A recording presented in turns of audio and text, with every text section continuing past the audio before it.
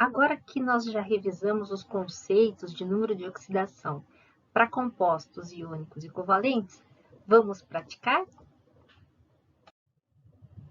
Vamos começar calculando o NOx dos elementos nesses compostos aqui, olha, hidrogênio, fósforo, ferro, cloro, sódio, alumínio e enxofre. O que vocês percebem em comum nesses compostos? Se vocês observarem, cada composto desse é formado por um único tipo de elemento. Vocês se lembram como chama um composto que é formado por um único elemento? Isso mesmo, substâncias simples. Então, todos esses compostos são substâncias simples. Qual será o NOx do elemento dentro de uma substância simples? Vamos começar analisando aqui a molécula de hidrogênio? A molécula de hidrogênio é formada por dois átomos de hidrogênio ligados covalentemente. Como que eu sei que essa ligação é covalente? Podemos analisar da seguinte forma: o hidrogênio é um não metal. Um hidrogênio com outro hidrogênio é um não metal com não metal. A ligação é covalente. Se a gente utilizar a tabela de eletronegatividade de Pauling, o que a gente pode concluir? Dois hidrogênios possuem exatamente a mesma eletronegatividade, 2,1 se eu não me engano. Então, a diferença de eletronegatividade entre dois átomos de hidrogênio é igual a zero. O que implica essa diferença ser igual a zero? Além da ligação ser covalente, o que aconteceria se eu quebrasse a ligação de hidrogênio ao meio? Essa quebra seria homolítica, porque não existe nenhum átomo mais eletronegativo ali. Cada átomo de hidrogênio ficaria com o seu elétron. Consequentemente, eu não consigo atribuir carga a nenhum dos dois átomos de hidrogênio. O NOx do hidrogênio dentro de uma substância simples, como a molécula de hidrogênio, é igual a zero. A mesma coisa acontecerá com todos esses compostos. Não importa o número de átomos presentes dentro da molécula. Se o composto é formado por um único elemento, nenhum átomo vai ter maior habilidade que outro para puxar esse par de elétrons. Consequentemente, o NOx dos elementos dentro de substâncias simples é igual a zero. Nesse exemplo aqui, nós temos moléculas, né? Uma molécula diatômica, molécula tetratômica, tudo isso aqui é molécula, isso aqui é molécula, isso aqui é molécula. E o ferro, o sódio e o alumínio são metais. Numa barra de ferro, eu tenho somente átomos de ferro ligados por ligação metálica, ok?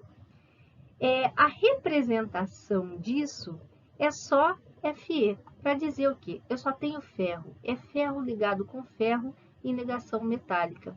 Como eu só tenho átomos de ferro, a análise é a mesma. Nenhum átomo de ferro vai ter maior habilidade de puxar os elétrons de ligação para perto dele. Então, também o NOx dos metais, quando em ligação metálica, é zero. Vamos para um outro exemplo? Vamos calcular agora o NOx dos elementos de compostos iônicos? Eu tenho aqui o brometo de sódio, que é um sal, o hidróxido de zinco, que é uma base de arrênios, e o sulfato de alumínio, que também é um sal. Nós vimos que o NOx dos elementos em compostos iônicos vai ser o mesmo da carga do íon naquele composto. Então, vamos determinar a carga desses íons para cada um desses compostos. Vamos começar aqui com o brometo de sódio. O sódio, se vocês olharem na tabela periódica, está no grupo 1, ele é um metal alcalino, portanto, ele tem apenas um elétron de valência. O bromo é um halogênio, está no grupo 17, portanto, tem 7 elétrons de valência. O que vai acontecer aqui é que o sódio vai doar um elétron para o bromo e vai ficar com carga mais 1 e o bromo vai virar brometo com carga menos 1, certo? Então, como na célula unitária eu tenho apenas uma proporção de um sódio para um bromo, esses serão os NOx desses elementos. Uma forma de verificar se nós acertamos o NOx é fazer o seguinte. Esse composto aqui é um composto neutro. Como que eu sei? Não tem nenhuma carga sendo representada aqui em cima. Então, a soma dos NOx dos elementos, ou da carga, no caso de compostos iônicos, tem que ser zero. E mais 1 com menos 1 dá zero. Vamos fazer a mesma coisa para o hidróxido de zinco. O hidróxido de zinco, eu tenho um zinco para 2 hidroxilas. Eu sei que o zinco tem carga mais 2, ou NOx mais 2 nos compostos. Mas, se eu não lembrar disso, façam o seguinte, ó. Vocês lembram daquela regrinha do escorregador para montar fórmula de sal e de compostos iônicos? Pois é. Olha aqui, olha, eu tenho 2 hidroxilas, quando eu não tenho índice nenhum aqui, é 1 para cada zinco. Se eu faço a regrinha do escorregador invertida, eu sei que o composto iônico sempre começa pelo cátion, ou seja, o íon de carga positiva, e termina com o ânion, que é o íon de carga negativa.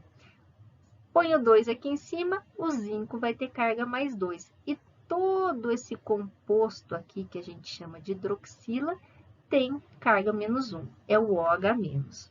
Então, olha lá, o zinco, se quiser fazer pela hidroxila, também dá OH-, tá? A gente vê que tem menos aqui somando esses dois, ó. Menos 2 com mais 1 dá menos 1. Cada hidroxila tem NOx menos 1. Bom, então vamos fazer a contabilidade aqui. Eu tenho apenas um zinco.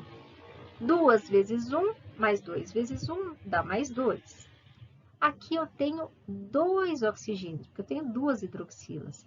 Cada oxigênio tem NOx menos 2 vezes 2, menos 4. Também tenho 2 hidrogênios, porque eu tenho 2 hidroxilas. Cada hidrogênio NOx mais 1 vezes 2, mais 2. Como isso aqui é um composto neutro, eu não tenho carga aqui em cima, a soma das cargas tem que ser zero. Mais 2, menos 4, mais 2 é zero. Esse aqui é o mais difícil. Por quê? Porque eu não sei o NOx do enxofre nesse composto. O enxofre tem NOx variável. Ele vale menos 2 nos sulfetos, e aqui não é o caso, né? Isso aqui é um sulfato. E o enxofre pode variar o NOx em vários valores. Vamos determinar o valor que o enxofre tem aqui nesse composto. O alumínio tem NOx fixo, mais 3. Professora, eu não lembro disso. Não lembra disso? Não tem problema. Olha, faça a regra do escorregador invertida. O alumínio é o cátion, porque ele é o metal. Se eu tenho 3 aqui, olha, sobe o 3, o alumínio é mais 3. E toda essa estrutura aqui de sulfato vale menos 2. Se vocês quiserem calcular só pelo sulfato, pode também. Eu calculei usando tudo, tá? Cada alumínio tem carga mais 3. Como eu tenho 2 alumínios, 3 vezes 2 vai dar mais 6. Eu não sei o NOx do enxofre nesse composto, mas eu sei que eu tenho 3 enxofres, né? Porque são 3 grupos sulfatos. X vezes 3, 3x. E o oxigênio tem NOx menos 2. Mas quantos oxigênios eu tenho? Olha, eu tenho 4 oxigênios em cada sulfato, mas eu tenho 3 sulfatos. 3 vezes 4, 12. Então, eu tenho 12 oxigênios. Se cada oxigênio tem NOx menos 2, menos 2 vezes 12, menos 24. Então, qual que vai ser o NOx do enxofre? Como esse composto é neutro, ou seja, não tem carga nenhuma, a soma das cargas parciais aqui de cada elemento vai ter que dar zero. Ou seja, mais 6 com mais 3 com menos 24 tem que ser zero. Somando os números e passando para o outro lado, invertendo e depois dividindo por 3, a gente vai chegar que x é igual a 6. Ou seja, o NOx do enxofre nesse composto é mais 6. Conseguiram entender como que a gente calcula o NOx de compostos iônicos? Agora vamos ver como que a gente faz isso para compostos moleculares. A forma com que vamos calcular o NOx dos elementos nos compostos moleculares é exatamente igual à que utilizamos para calcular o NOx dos compostos iônicos. A grande diferença é que nos compostos iônicos, esse NOx corresponde à carga real do íon, né? O composto iônico é formado por íons, e íons têm carga. Nos compostos moleculares, o NOx é uma carga atribuída, como se a gente estivesse rompendo a ligação e todos os elétrons da ligação indo para o elemento mais eletronegativo. Tá? Então, não existe essa carga real, é uma carga atribuída. Eu já deixei aqui mais ou menos pronto, porque nos ácidos, esse aqui é o ácido sulfúrico, esse é o ácido fosforoso e esse é o ácido perclórico. Nos ácidos, no caso aqui nos oxiácidos, o hidrogênio sempre vai ter NOx mais 1 e o oxigênio sempre NOx menos 2. O enxofre, o fósforo e o cloro nesses compostos, a gente precisa calcular, porque esses elementos têm NOx variável, né? Então, nós precisamos ver em cada caso qual vai ser o NOx. Bom, eu tenho 2 hidrogênios, cada hidrogênio com NOx mais 1 vezes 2, mais 2. Eu não sei o NOx do enxofre, eu coloquei X aqui. Cada oxigênio tem NOx menos 2 vezes 4, menos 8. Como o ácido sulfúrico é um composto neutro, por quê? Porque não tem carga aqui em cima, a soma desses NOx tem que dar 0, ou seja, mais 2 mais x menos 8 igual a 0. Resolvendo essa equação, nós temos que x vale mais 6, ou seja, o NOx do enxofre aqui nesse composto é mais 6. Vamos fazer a mesma coisa aqui para o ácido fosforoso. Cada hidrogênio tem NOx mais 1, eu tenho 3 hidrogênios, mais 1 vezes 3, mais 3. Não sei o NOx do fósforo, coloco x. Cada oxigênio tem NOx menos 2, eu tenho 3 oxigênios na estrutura, menos 2 vezes 3, menos 6. Como esse composto é um composto neutro, a soma dos NOx tem que dar 0, ou seja, mais 3 mais x menos 6 tem que dar 0. Resolvendo essa conta, x é igual a mais 3, que é exatamente o NOx do fósforo nesse composto. E aqui, por fim, o ácido perclórico. Eu só tenho um hidrogênio, cada hidrogênio é mais 1, então vou ter mais 1 nessa parte da molécula. Não sei o NOx do cloro. Cada oxigênio tem NOx menos 2, eu tenho 4 oxigênios, menos 2 vezes 4, menos 8. A soma dos NOx tem que dar 0, porque esse composto é neutro, não tem carga. Ou seja, mais 1 mais x menos 8 é igual a 0. Fazendo essa continha aqui, eu acho que x é igual a mais 7, que é o NOx do cloro nesse composto. Facinho, né? Então, vamos ver o último caso de cálculo de NOx. Até agora, nós vimos como calcular os NOx dos elementos de compostos que são neutros. Como será que a gente calcula o NOx dos elementos em íons? Então, eu tenho aqui o íon bicarbonato, o íon fosfato, o íon amônio e o íon ferro 3+. Vamos começar aqui com o íon bicarbonato. Como a maioria dos compostos, o hidrogênio tem NOx mais 1 e o oxigênio NOx menos 2. Vocês vão ver que isso é basicamente uma regra, né? Quase nunca nós temos compostos com outros valores de NOx para esses dois elementos. E eu não sei o NOx do carbono aqui. Então, vamos lá. Eu tenho apenas um hidrogênio nesse composto. O hidrogênio tem NOx mais 1 vezes 1 mais 1 mesmo. Eu tenho 3 oxigênios nesse composto. Cada oxigênio com NOx menos 2. Menos 2 vezes 3, menos 6. Até aqui, tudo igual o que a gente vem fazendo até agora. A grande diferença está aqui. Num composto neutro, a soma desses NOx tem que ser igual a 0. Mas aqui eu tenho carga, isso não é um composto neutro, é um íon. E que carga que eu tenho aqui? Olha, só tem um sinal de menos, então é menos 1. Então, a soma dos NOx dos elementos desse composto tem que ser igual à carga desse íon, ou seja, menos 1. Mais 1 mais x menos 6 tem que dar menos 1. Fazendo essa continha, o x vai ser mais 4, que é o NOx desse carbono aqui, tá? Vamos lá para o íon fosfato. De novo, olha, o oxigênio tem NOx menos 2. E o fósforo, eu não sei, o fósforo tem NOx variável. Cada oxigênio NOx menos 2. Menos 2 vezes 4, menos 8. Agora, a soma desses dois NOx tem que ser a carga do íon. Qual que é a carga do íon? Tem um 3 menos aqui em cima.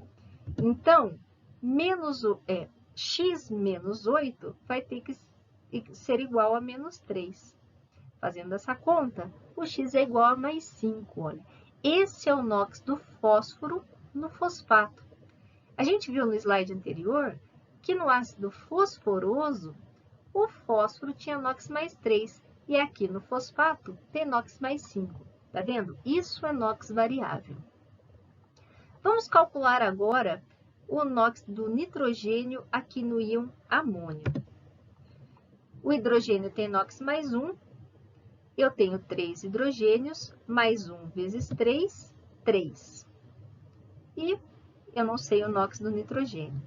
A soma dos NOx tem que ser a carga do íon. Agora isso é um cátion. Até agora a gente tinha calculado a carga de 2 ânions, agora a carga do cátion. A mesma coisa, não tem problema. É só um sinal de mais? Então, a carga desse cátion é mais 1. Isso significa que x mais 3 tem que ser igual a mais 1. Resolvendo essa continha, x igual a menos 2. Ok? Então, o NOx do nitrogênio aqui é menos 2. E por último, olha, todos esses íons aqui eram íons compostos, ou seja, formados por mais de um elemento. E nesse último caso aqui, a gente tem só o ferro 3+. Quando a gente tem um íon monatômico, ou seja, formado por um único tipo de elemento, um único átomo, né? Monatômico, um único átomo, não só um único tipo de elemento, mas tem que ser um só.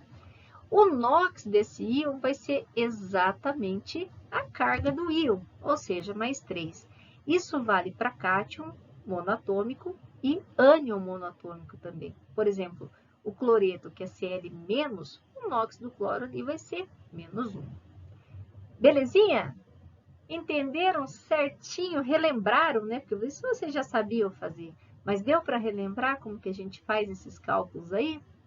Então, belezinha. A gente se vê no próximo Química Online, então. Até!